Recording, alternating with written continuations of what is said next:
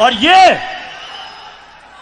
ये गीदड़ जो दुमदमा के बाहर भागा था, ये जनरल जिलानी के घर के ऊपर सरिया बनाते हुए मिनिस्टर बना था। ये वो आदमी है जो ज़ियाउल हक के जूते पॉलिश करते करते चीफ मिनिस्टर बना था। हिंदुस्तान को नहीं पता कि जब जनरल ज़िया ने इसको गोद में बिठा के मुंह में दूध की चूसनी लगाई थी इसके मुंह में, ये जो बाहर बैठ के इसने पाकिस्तानी फौज के ऊपर ये हमला जनरल बाजवा पे नहीं है, ये पाकिस्तानी फौज पे हमला है।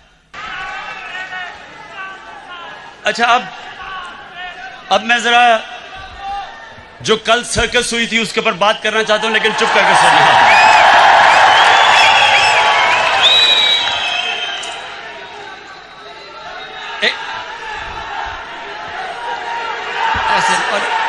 नारे नहीं, आप एंजॉय नहीं करेंगे अगर आप सारा वक्त नारे मारते रहे। आप कैसे एंजॉय करेंगे? यकीन करें, आप ये जो मैं सर्कस के ऊपर बात करूंगा बड़ा एंजॉय करेंगे, ये मेरा वादा है आपसे।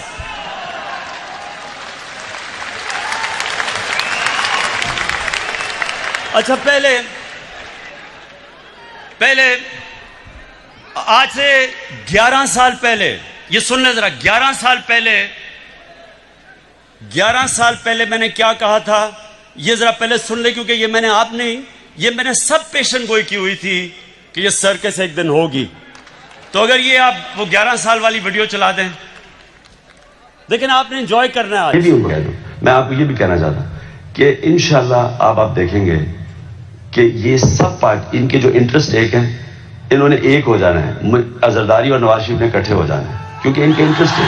क्योंकि ये जो मैं जो ये लेके आ रहा हूँ ना, नहीं होंगे, मैं जो हम कानून लाना चाहते हैं ना, ये दोनों नहीं वो बर्दाश्त करेंगे। अच्छा, ये दोनों इकट्ठे नहीं होंगे, ये मैं कह रही हूँ आपका शायद इकट्ठे होंगे, अंदर से हो जाएंगे, ऊपर से शायद पूरा कुछ निकलता है। अच्छा जी, अच्छा, अब तो ये मैंने सब पेशन गोई की थी कि जब चोरों की चोरी के ऊपर हाथ पड़ेगा तो ये जब तक नूरा कुश्ती खेल रहे थे सब इकट्ठे हो जाएंगे। और वो आपने रात खुद ही देख लिया, अल्लाह अल्लाह कैसा सब इकट्ठे थे, पहले भी कंटेनर में इकट्ठे हो गए थे। और अब मैं वो जो दो बच्चों ने तकरीरें की थी उनके ऊपर मैं बात नहीं करना चाहता। वो एक उनमें से नानी होगी है, लेकिन मेरे लिए बच्चे ही हैं वो।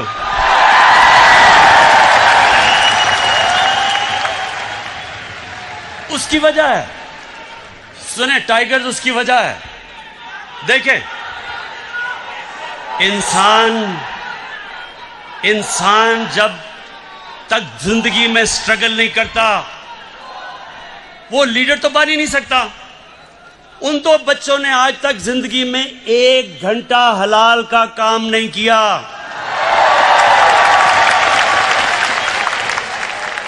वो आज जाके लेक्चर दे रहे हैं दोनों, 1 घंटा उन दोनों ने पैसे बनाने के लिए हलाल का काम नहीं किया।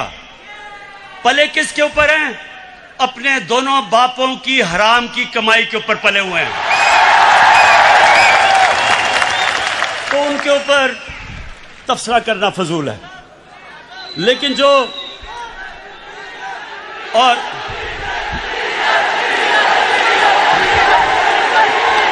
देखें, जो आदमी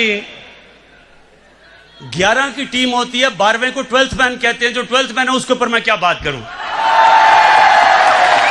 अच्छा, अब मैं असल, ये बड़ा गौर से सुनना आप, अब मैंने जो असल बात करनी है वो जो लंदन में आज बैठ के जिसने जो कल गुफ्तगू की, मैं उसके ऊपर बात करना चाहता हूं। लेकिन उससे पहले फैसल, सुने उससे पहले आप जरा इसकी पहले शक्ल देखें। जब ये इंग्लैंड जाना था, जब और इंग्लैंड जाके इसकी शक्ल क्या बनी, जरा प्लीज दिखाएं।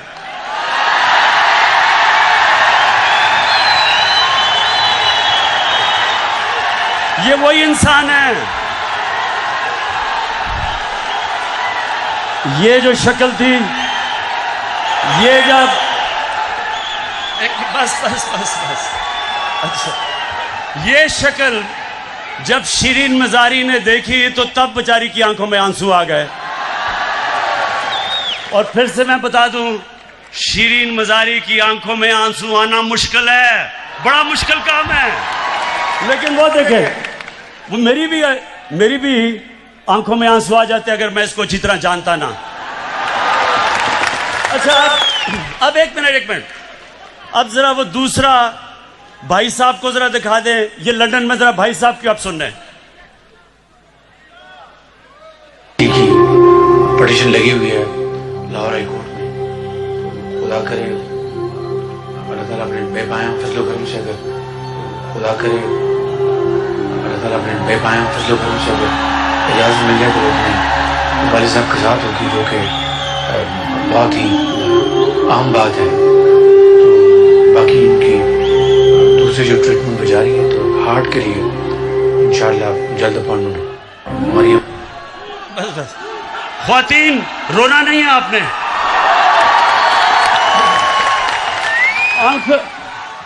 अपनी आंखों के आंसू पोंछ लें। ये बॉलीवुड भी ऐसी कोई एक्टिंग नहीं कर सकता जो अभी एक्टिंग किया है।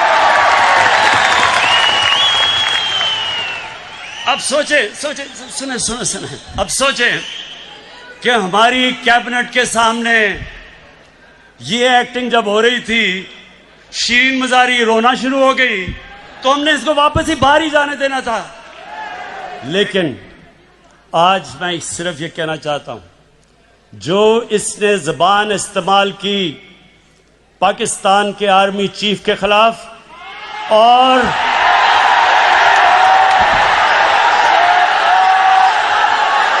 आईएसआई के डीजी के खिलाफ, मैं आज इसके ऊपर खास बात करना चाहता हूं।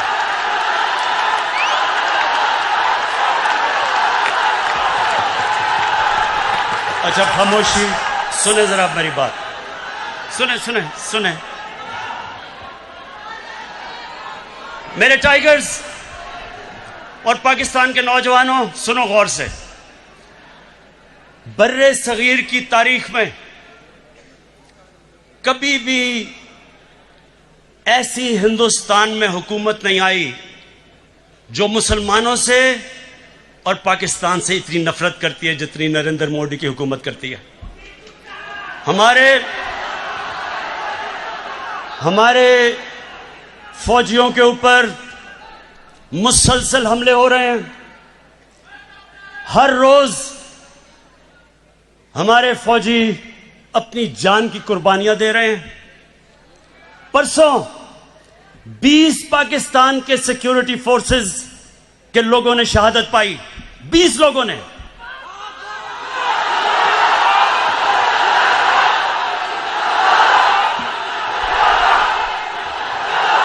और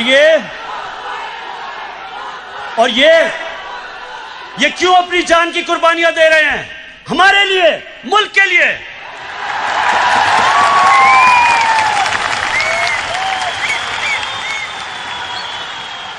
और ये गीदड़ जो दुमदमा के बाहर भागा था, वहां बैठ के आर्मी चीफ के ऊपर जो उसने कल जुबान इस्तेमाल की, और डीजी आईएसआई के ऊपर, सुने गौर से मेरी बात, मैं थोड़ा सीरियस आपसे बात करूंगा। ये वो नवाज शरीफ है जो आज फौज के ऊपर और फौज के सरबराह के ऊपर इस तरह की जो जुबान इस्तेमाल कर रहा है। आपको याद नहीं होगा क्योंकि आप तो तब पैदा भी नहीं हुए थे। ये जनरल जिलानी के घर के ऊपर सरिया बनाते हुए मिनिस्टर बना था। ये वो आदमी है जो ज़ियाउल हक के जूते पॉलिश करते करते चीफ मिनिस्टर बना था। ये वो आदमी है जिसने जनरल दुरानी आईएसआई के जब चीफ थे पीपल्स पार्टी के खिलाफ जब इलेक्शन हुई तो मिरान बैंक से इसने करोड़ों रुपया लिया था इलेक्शन लड़ने के लिए। DGISI की सुप्रीम कोर्ट को रिपोर्ट थी। लेकिन इस मुल्क की बदकिस्मती ये कि हमारे मुल्क की अदालतों ने इसकी मदद की हमेशा। ये वो आदमी है जिसने आसिफ जरदारी को 2 दफा जेल में रखा था। जनरल बाजवा ने नहीं डाला था और उसको कहता था पाकिस्तान का करप्ट तरीन आदमी है वो जरदारी। इसको ऊपर हुदायबा पेपर मिल का केस उसने इसके ऊपर बनाया था, जिधर अरबों रुपए इन्होंने करप्शन करके पैसा बाहर भेजा था, वो उसने नवाज शरीफ पे बनाया था।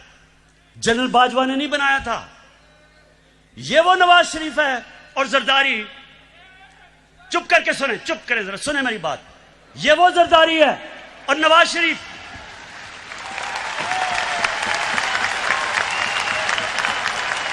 इसने इसके ऊपर, इन दोनों के ऊपर एक किताब निकली थी, उसका नाम था कैपिटलिज्म्स अकिलीज हील। रेमंड बेकर ने किताब लिखी थी।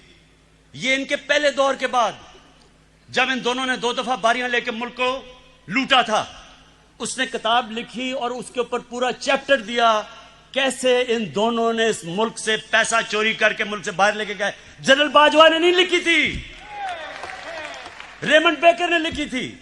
उसके बाद 3 और इनके ऊपर किताबें हैं जिनमें आप पढ़ें कि इन्होंने इस मुल्क से कैसी गद्दारी की। एक ओबामा's वॉर,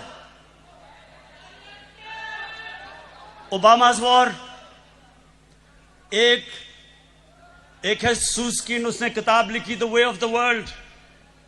उसमें वो क्या किताब में कह रहा है कि बिलावल को उनकी वालदा टेलीफोन करके CIA ने उसका टेलीफोन टैप किया, बैंक अकाउंट्स बता रहे थे कि किन किन बैंकों में पैसे पड़े हैं तुम्हारे बारे। जो बाहर, अब जरा गौर से सुने मेरी बात, क्योंकि मैंने बाहर एक केस लड़ा हुआ है, हर जाने का केस बाहर लड़ा हुआ है ये इन बोथम के खिलाफ, और जीता था केस। वहां सुने वहां क्या होता है, वहां जब आप कोई किताब लिखते हैं, 4 किताबें मैंने बाहर पब्लिश करवाई हैं, एक एक लफ्ज उस किताब में आप लिख नहीं सकते। वकील बैठता है और देखता है कि क्या आप साबित कर सकते हैं चीजें, नहीं तो आप कोई किताब नहीं बाहर लिख सकते, क्योंकि इतने सख्त कानून है वहां। तो जो इनके ऊपर चीजें लिखी हुई हैं, एक गोस्ट वॉर्स है, एक और किताब, उसमें लिखता है कि नवाज शरीफ अमेरिकनों को कह रहा है कि अपने फौज यहां ले आओ। वो अपनी फौज से डरा हुआ था, अमेरिकी फौज को कह रहा था कि मुझे प्रोटेक्शन दो। उस किताब में लिखा हुआ है। सो ये वो लोग हैं, ये अपना चोरी किया हुआ पैसा बचाने के लिए ये इस मुल्क को बेच सकते हैं। इनका तो पैसा खुदा है। इन्होंने जो इस मुल्क से किया है वो मीर जाफर और मीर सादिक ने अपनी कौमों से किया हुआ था। पहले अपनी जात के लिए, अपने फायदों के लिए उन्होंने अपनी कौमों को गुलाम बनाया था। ये जो बाहर बैठ के इसने पाकिस्तानी फौज के ऊपर, ये हमला जनरल बाजवा पे नहीं है, ये पाकिस्तानी फौज पे हमला है।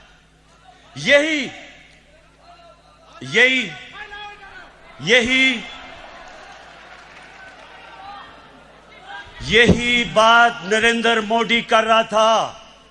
जब नरेंद्र मोदी ने बार बार स्टेटमेंट्स दी कि हमें नवाज शरीफ पसंद है, लेकिन हमें जो पाकिस्तान का आर्मी चीफ है वो दहशतगर्द है, वो बार बार ये कहता था और नवाज शरीफ चुप बैठा हुआ था। मुझे क्यों नहीं नरेंद्र मोदी कहता कि इमरान खान ठीक है लेकिन जनरल बाजवा गलत है? वो क्यों नहीं कहता? क्योंकि उसे पता है कि मैं हिंदुस्तान की असल दुनिया में नरेंद्र मोदी की शक्ल दिखाई है दुनिया में कि कितना बड़ा इंतहा पसंद है ये।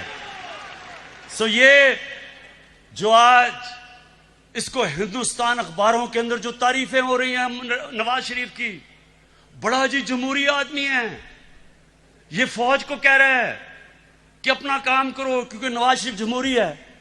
क्या हिंदुस्तान को नहीं पता कि जब जनरल जिया ने इसको गोद में बिठा के मुंह में दूध की चूसनी लगाई थी इसके मुंह में।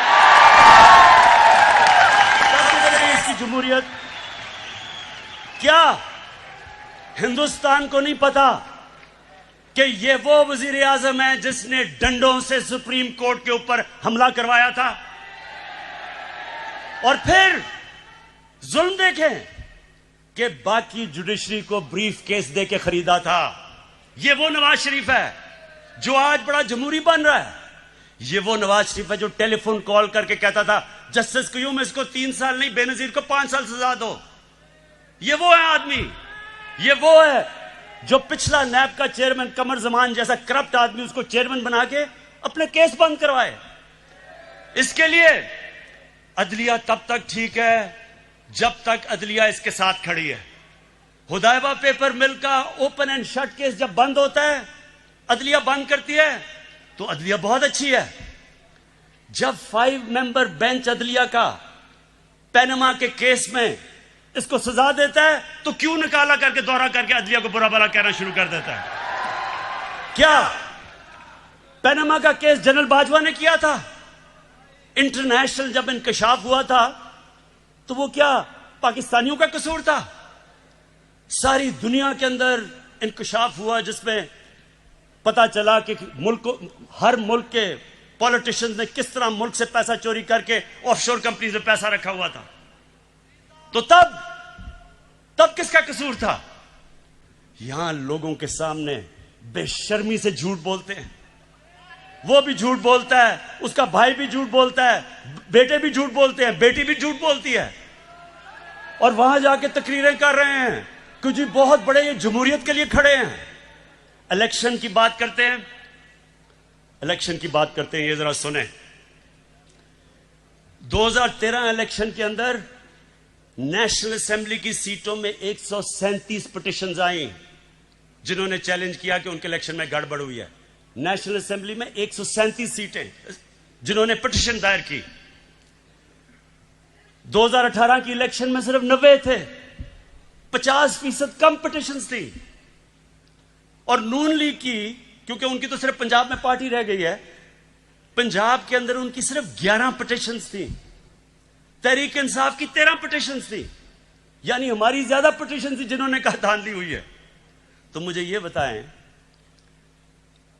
कि जब 80% पोल का रिजल्ट आया, फैफन एक इंडिपेंडेंट इदारा है, उसने 80% ने कहा 80% पाकिस्तान का इलेक्शन 2013 से बेहतर हुआ है, अच्छा इलेक्शन हुआ है।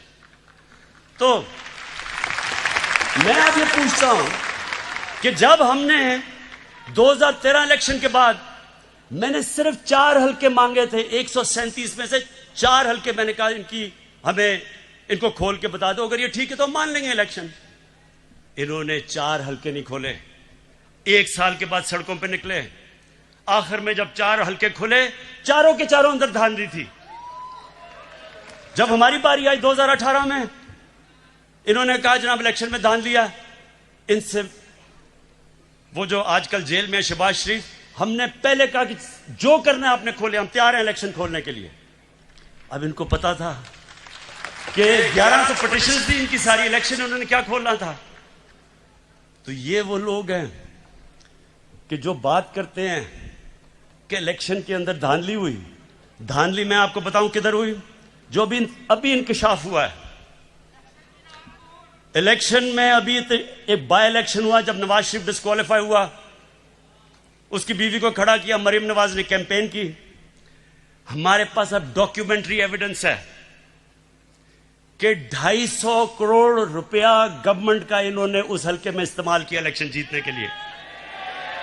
ये हमने नैब को केस दिया है। हमने सारे इलेक्शन में 250 करोड़ खर्च किया, इन्होंने एक बाय इलेक्शन के ऊपर इस कौम का टैक्स के पैसे का 250 करोड़ रुपया खर्च किया। लेकिन मुझे एक खास मजा आया, एक और अल्लाह अल्लाह का सच आता रहता है सामने।